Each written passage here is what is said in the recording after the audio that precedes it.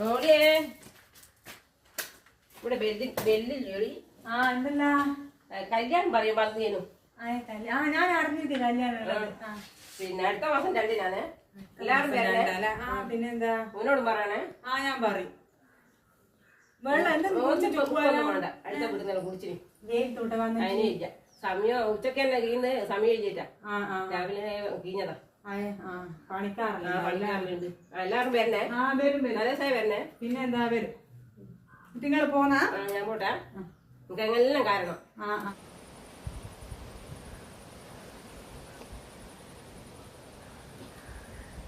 മടക്കാൻ ചന്ദ്രട്ട് കല്യാണം പറയാൻ വന്നിട്ടാ.